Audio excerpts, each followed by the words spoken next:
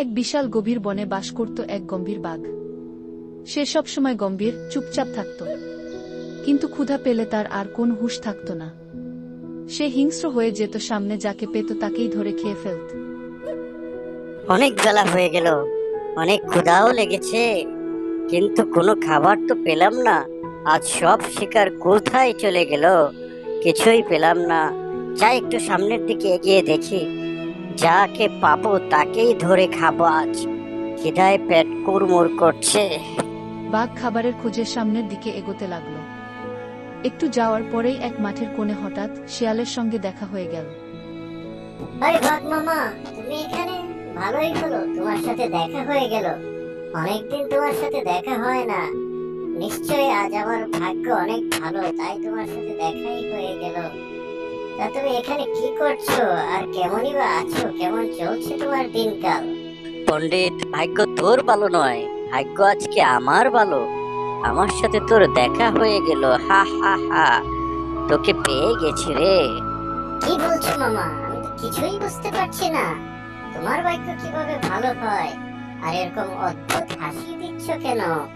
হা হা হা হা। পণ্ডিত, সকাল থেকে আমি কোনো শিকার ধরতে পারিনি, তাই আমার পেট কুড়মুড় করছে। আর অমনিতেই হঠাৎ করে আমার সামনে চলে আসলি। এখন আমি তোকেই খাবো, তোকে খেয়েই আমি আমার ক্ষুধার জ্বালা মেটাবো। তোকে আজ ছাড়বো না, হা হা হা। শিয়াল বাঘের কথা শুনে ভয় পেয়ে গেল। সে বুঝতে পারল আজ আর বাঘের হাত থেকে রক্ষা নেই। এই বাঘ ক্ষুধা পেলে হিংস্র হয়ে যায়। সে নিশ্চয়ই তাকে এখনই খপ করে ধরে খেয়ে ফেলবে। সে ভাবতে ভাবতে একটা ফন্দি আঁটল বাঘের কাছ থেকে বাঁচার জন্য। সে বাঘকে বলল, বাঘ মামা, আমি তো রাজবনে কাজ করি। আজকে রাজার জন্য একটা গরু নিয়ে যাব। তাই নাকি? কোথায় গরু, কখন নিয়ে আসবি? এই পথেই নিয়ে আসবো, আপনি ইচ্ছে করলে লুকিয়ে থেকে ধরে খেয়ে ফেলতে পারেন। বাঘ গরুর কথা শুনে অনেক খুশি হল। সে তার কল্পনায় গরুকে চিন্তা করতে লাগলো, আর ভাবতে লাগলো কিভাবে তাকে খাবে। বাঘটা শিয়ালের গলার রাস্তার পাশে একটি গাছের আড়ালে গরুর অপেক্ষায় দাঁড়িয়ে রইল। মনে মনে গরুকে কিভাবে খাবে সেই স্বপ্ন দেখতে লাগলো।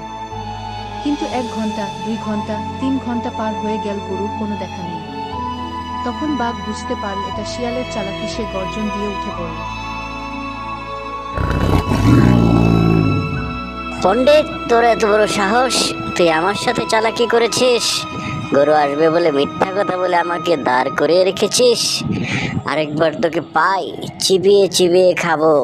শিয়াল দূর থেকে চিৎকার করে বলল, বুদ্ধি থাকলে বাঘও বাঁচে, লোভে পড়লে গরু খুঁজে। বুদ্ধিশক্তির চেয়ে কখনো কখনো বেশি কার্যকর হতে পারে।